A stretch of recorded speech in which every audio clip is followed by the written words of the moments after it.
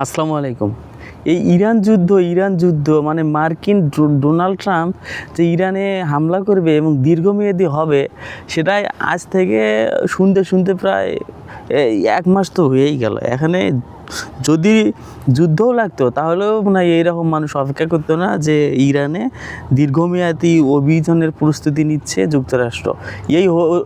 এই তাদের হরমুজ প্রণালীতে যুদ্ধ বেঁধে গেল। তারপরে মার্কিন রণতরী আপনার আব্রাহাম লিঙ্কন দেশকে ফুটো করে ফেলেছে, ইরান ধ্বংস করে ফেলেছে। এই হামলা করলো বললে চারদিক দিয়ে সেনা মোতায়েন হয়েছে, সেনা সরিয়ে নিচ্ছে, কত রকমের কাহিনী।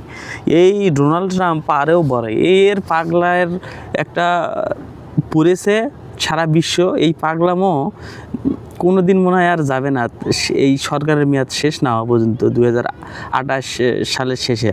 দেখেন, রয়টার্সকে জানিয়েছে ডোনাল্ড ট্রাম্প যে যুক্তরাষ্ট্রের 2 কর্মকর্তা মার্কিন প্রেসিডেন্টের যে ইরানে হামলার নির্দেশ দিলে অভিযান শুরু করবে তার অপেক্ষায় আছে সামরিক সেনাবাহিনী।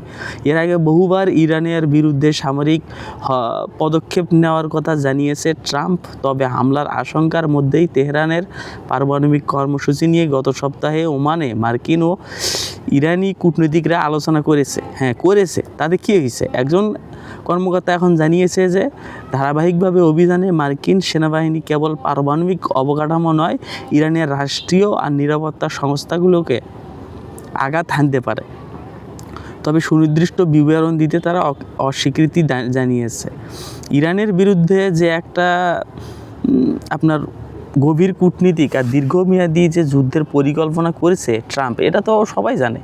তাই এই খণ্ড যুদ্ধের খবর আর ভালো লাগে না, যে এই হামলা করলো, কি একটা আতঙ্ক সেই মুসলিমবাসীদের দিয়ে রেখেছে এই স্বৈরাচারী ট্রাম্প। এদের যদি আমরা মুসলিম রাষ্ট্রগুলো একভাবে যদি এদের কোণঠাসা না করা যায়, তাহলে এরা কোনো দিন এইরকম মুসলমানদের হামলা করার যে একটা চিন্তা চেতনা, সেটা এরা কমাবে না। কারণ দেখেন, এখানে মার্কিন কর্মকর্তারা জানিয়েছে যে পেন্টাগন মধ্যপ্রাচ্যে একটি বিমানবাহী রণতরী পাঠাচ্ছে। রণতরী সেটাই তো আগে থেকেই পাঠাচ্ছে। তে হামলা কর বেটা, হামলা করে ইরানের ছাতু বানিয়ে দিয়ে তোর মধ্যপ্রাচ্যে তো সব ফুলে ঘাটি, তোর মধ্যপ্রাচ্যে হামলার বাকি কি রাখছে? যত আতঙ্কে রাখা যায়, যতটা মধ্যপ্রাচ্যকে শাসন করা যায়, ততই তো ভালো ইরানের পক্ষে। তা হামলা করে দেখা একবার। এত গাইডেড মিসাইল আর এয়ার ডেগারের ইউএস আব্রাহাম লিঙ্কন তো সে আগে থেকেই অবস্থান আছে। 2টি অঞ্চলে শক্তিশালী রণতরী আর সহযোগী যুদ্ধজাহাজ একসাথে অবস্থান করে মধ্যপ্রাচ্যের বিস্তৃত যুদ্ধের আশঙ্কা তৈরি করবে। এখানে জর্ডান, কুয়েত, সৌদি আরব, কাতার, বাহরাইন, সংযুক্ত আরব আমিরাত সহ মধ্যপ্রাচ্যের যে ঘাঁটিগুলো আছে তাকে নিয়ে এই মার্কিন ট্রাম্প একটু বল করতেছে। কিন্তু ইরান যে বাপের বেটা সাহসের গুদাম নিয়ে বসে আছে, সেটা সে জানে না। সেটা তার কলিজাতেও নাই, সেটা তার মগজেও নাই।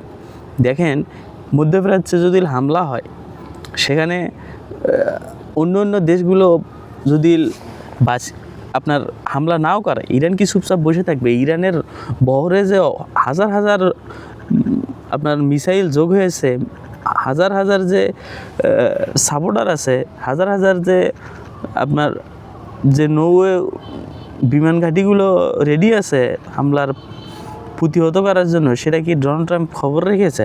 হ্যাঁ, এই এক খবর করতে আমার মাথা চান্দি প্রায় ছিলে গেছে। ধন্যবাদ।